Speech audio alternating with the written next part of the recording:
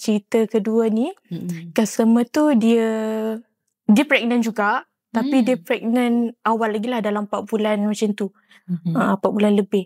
So dia datang urut. And then yang tu tak ada apalah. Dia memang nampak macam manusia normal.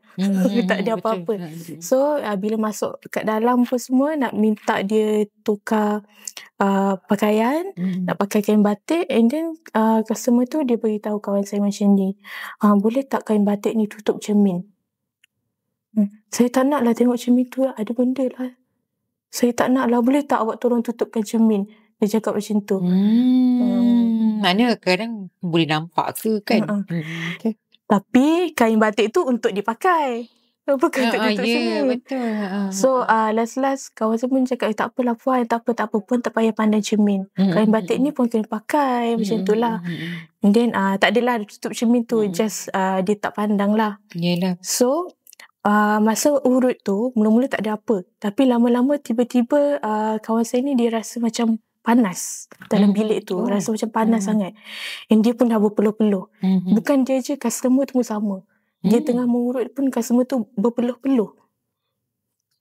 And then dalam tempoh sejam tu, tiba-tiba customer ni ditoleh dekat kawan saya. Dia tunjuk macam ni, awak kalau nampak apa-apa awak diam, jangan cakap apa-apa. Dia tunjuk macam tu. Apa rasanya kawan awak tu?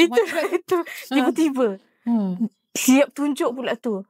Ni dia cakap, awak kalau tengok apa-apa, nampak apa, jangan cakap, diam je. Kawan saya pun angkut je lah, diam je lah. Ya Allah. Urut. And then bila dah habis, dekat depan customer tu cakap macam ni, awak nampak kan apa yang saya nampak tadi? Awak rasa kan, sebab tu saya beritahu awak diam je, jangan cakap apa-apa. Okay, masa tengah mengurut tu, kawan saya memang rasa macam ada orang tengah mengintai, tengah tengok dia urut. Sebab langsir dekat depan nampak macam ada orang selak. Padahal masa tu malam, yang lain semua tengah ada customer. Tapi dia rasa memang dia nampak macam ada orang tengah mengintai. Selak langsir, tengok je sepanjang dia urut tu. Itu yang customer tu cakap macam tu. Mungkin dia pun nampak lah kot. Tapi tak tahulah. Cuma dekat situ memang kadang-kadang adalah ternampak bayang-bayang yang perempuan lah. Perempuan. Kadang-kadang ada bau-bau wangi tiba-tiba. Pernah ke Cik Mina ternampak? Saya tak ada, tapi ada bau lah. Pernah tiba-tiba malam bau dia ada keluar macam bau. mana? Macam kuat sangat ke? Tapi sekali imbas ke? Dia macam sekali imbas je. Macam ada orang lalu, orang pakai perfume lalu, ada bau, tapi tak ada siapa pun.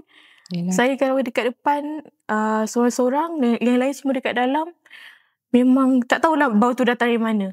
Dia macam ada orang lalu macam tu.